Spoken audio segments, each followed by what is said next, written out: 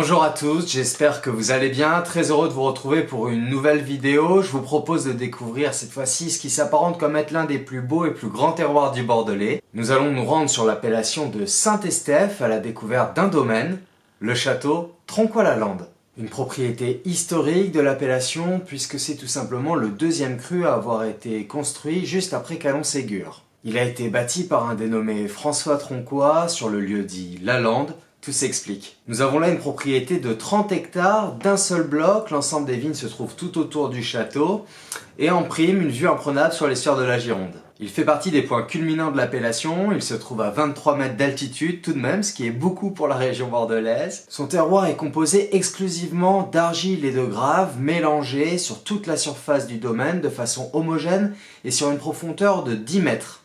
Cette situation lui garantit un parfait drainage des sols et une parfaite ventilation, aération du vignoble. Question encépagement, nous avons une dominante de merlot, ce qui d'une part est une spécificité historique du château Tronquoy-la-Lande et ce qui d'autre part n'est peu commun sur l'appellation Saint-Estèphe. Alors pas de panique, bien sûr on va retrouver les cabernets, sauvignons et francs, et un peu de petits verres d'eau. Une culture raisonnée avec une vision biologique sur du long terme, mais déjà soucieuse et respectueuse de l'environnement jusqu'au travail des sols. En 2006, le château Tronquoy-la-Lande rejoint l'univers du château Montrose, deuxième grand cru classé de 1855, puisqu'ils ont tous deux le même propriétaire, les frères Bouygues.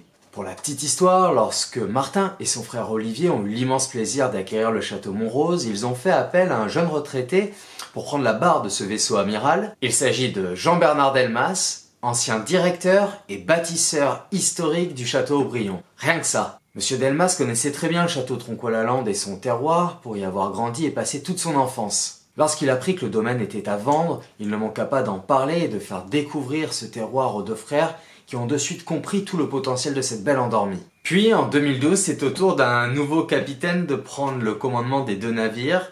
Il s'agit cette fois d'Hervé Berland, ancien directeur et lui aussi bâtisseur du château Mouton Rothschild. Pas d'erreur de casting. À la baguette, cette fois du château Tronquoy-la-Lande, nous avons Yves Delsol, maître de chai, chef de culture. Ce directeur d'exploitation est arrivé au château en 1988. Vous pouvez facilement l'imaginer.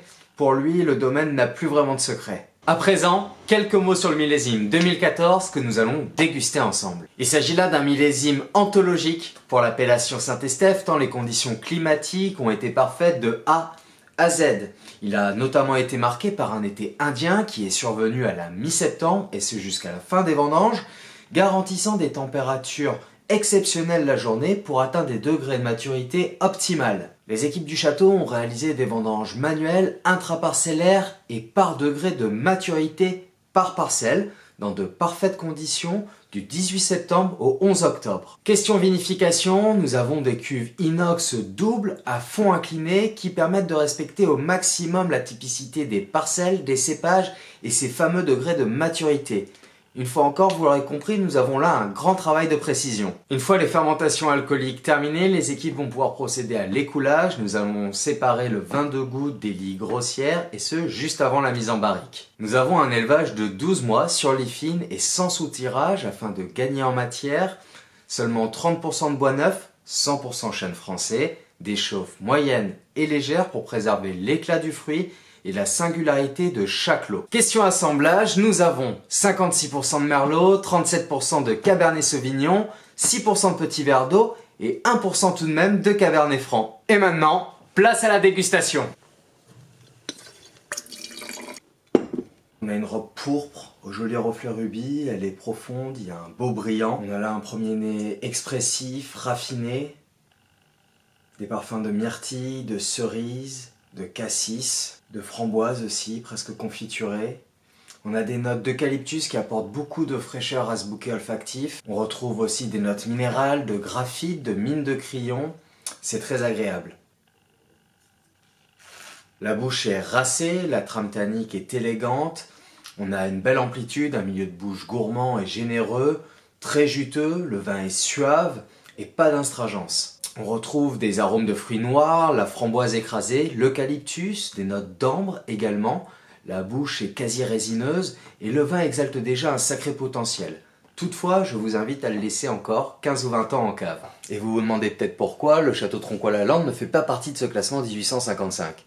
Et la réponse est simple, Les propriétaires de l'époque n'ont tout simplement pas souhaité échantillonner leur vin à l'attention des dégustateurs envoyés par Napoléon III, histoire de querelle partisane. C'est là encore une information qui, je crois, atteste l'excellent rapport qualité-prix de ce cru. Question accord mets et vin, cette fois, des choses simples, délicates qui feront plaisir à nos papilles. Je pense à une volaille, une caille, un pigeon, un joli jus, quelques champignons de saison, et le tour est joué. J'ai été très heureux de vous parler du château Tronquoy-la-Lande qui fait véritablement partie de mes grands coups de cœur ici à Bordeaux. Pour les aficionados de millésimes antérieurs à ce 2014 que nous avons présenté ensemble, nous avons encore dans nos chais d'excellents 2011 et 2012. Alors n'hésitez pas à me contacter à ce sujet. Je vous donne rendez-vous très bientôt pour une prochaine vidéo. Ciao.